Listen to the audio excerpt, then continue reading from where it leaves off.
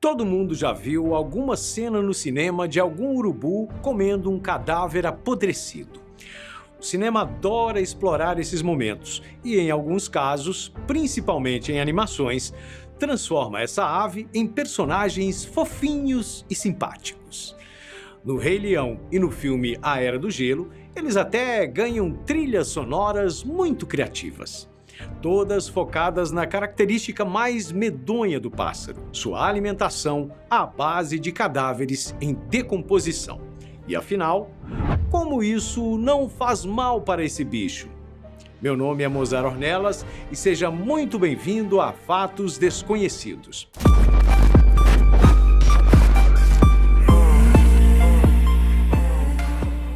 Caso você não saiba, esses pássaros são encontrados apenas nas Américas. O Brasil é, por sinal, o país com a maior variedade de espécies de urubus.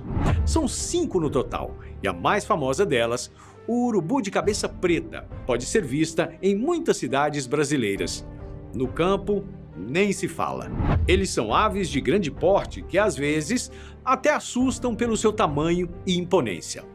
O urubu-rei, por exemplo, pode medir até quase 2 metros de envergadura de uma asa à outra. O nome urubu-rei, inclusive, é um tipo de referência a esse tamanho. Acontece que quando essa espécie, que além de ser gigante é muito diferente de um urubu padrão, com a penugem branca e uma certa coloração, chega para se alimentar de uma carcaça, afasta outros pássaros e predadores que fogem com medo. O urubu, então, come sozinho como um rei. E esse hábito de se alimentar de cadáveres em decomposição é o que faz com que os urubus sejam tão famosos. Você aí de casa, caso acabe esquecendo por acidente uma carne fora da geladeira por algumas horas, vai perceber que ela vai se decompor rapidamente.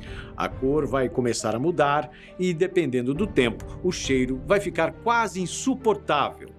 Com o passar do tempo, larvas colocadas por moscas vão brotar, gerando uma cena bem nojenta de se ver.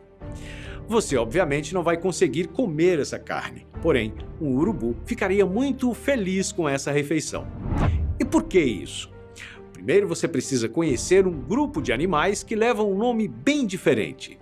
Os detritívoros são animais que se alimentam de matéria orgânica em decomposição. Alguns preferem a carne mais fresca do que outros, mas todos esses bichos se alimentam de cadáveres, os necrófagos, ou também de excreções de outros animais. Os mais conhecidos desse grupo são as hienas e os urubus. Entretanto, esse tipo de hábito alimentar pode ser encontrado em todo o reino animal.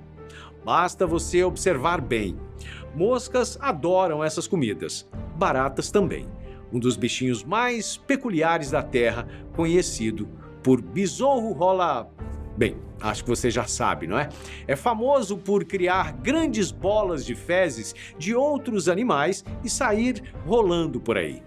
Fato é que os motivos que levam esses animais a preferirem tais refeições são muitos. No caso do urubu, a explicação é simples.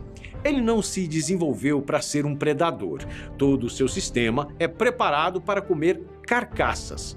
Suas garras são mais como mãos que seguram o corpo e o seu bico é feito para rasgar a pele de animais mortos. A ausência de penas na cabeça e no pescoço também tem um motivo. Como esses bichos se alimentam de corpos carregados de sujeira, a limpeza desse restinho de comida é muito importante e precisa ser realizada, o que acontece mais facilmente sem as penas. O urubu também percebeu em sua evolução que se alimentar de corpos semidecompostos é muito mais fácil do que caçar animais. Os cadáveres em maior estado de decomposição têm menos concorrência. Só que, ao contrário do que se pensa, existe um limite para o estado de putrefação de um corpo que é aceitável para um urubu. Esses bichos estão, na verdade, como um dos mais exigentes, se é que podemos chamar assim, quando se fala em escolher mortos para comer. Se o corpo estiver muito podre, o urubu só vai comê-lo caso esteja muito faminto. E o mais importante, algo que a maioria das pessoas não sabe, a maior parte da alimentação do urubu é o osso do cadáver.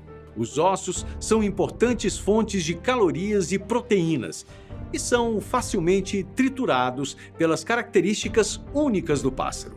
Cerca de 70% da alimentação de um urubu é o esqueleto da carcaça, já que, afinal, os predadores que caçam o animal já comeram a carne quase toda.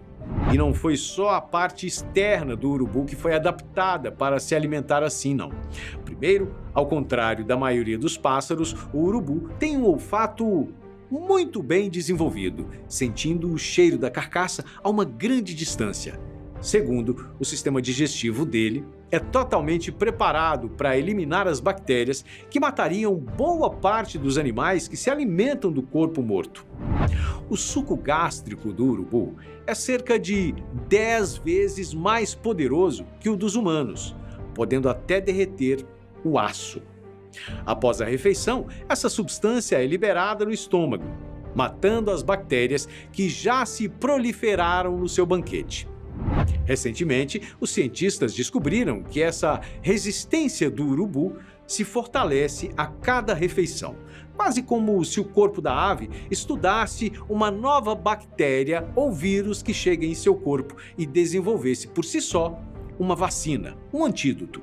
Por muito tempo, esse hábito estranho dos bichos criou uma imagem um tanto quanto suja dessa família de animais. Eles sempre foram relacionados a lixo, doenças e outros preconceitos. Até mesmo culturalmente, uma pessoa chamada de urubu é uma pessoa interesseira que toma para si aquilo que foi feito pelos outros. Existe até um filme que teve o nome traduzido para O Abutre, lançado em 2014, que conta a história de um homem que começa a ganhar a vida se especializando em filmar vítimas de acidentes no momento em que eles ocorrem.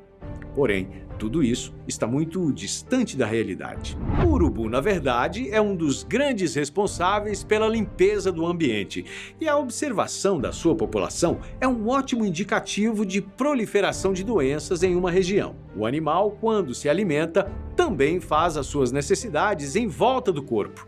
Ele já deu uma limpada, como podemos chamar, naquele local onde estava o cadáver, se alimentando das bactérias e as matando. Só que, como você pode imaginar, tanto a urina quanto as fezes desse bicho são muito ácidas, eliminando mais doenças que estão ali no local do corpo. Se a população de urubus em uma área começa a cair, isso significa que algo está errado.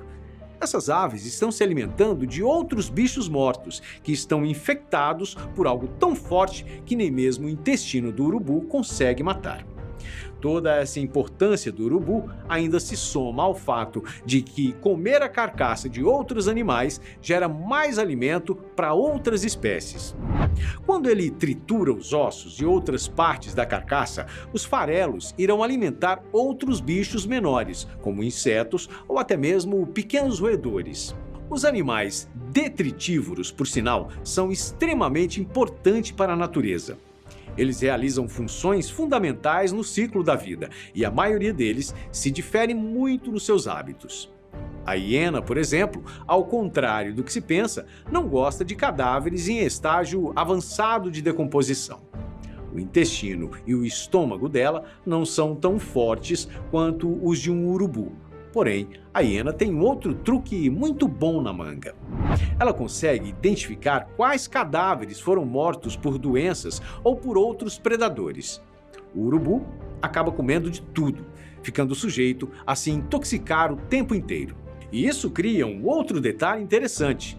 Um urubu nunca come outro urubu, porque existe a possibilidade do companheiro dele ter morrido de alguma doença, enquanto a hiena come outra hiena, já que sua amiga nunca comeria um corpo doente, que pudesse acabar matando ela também.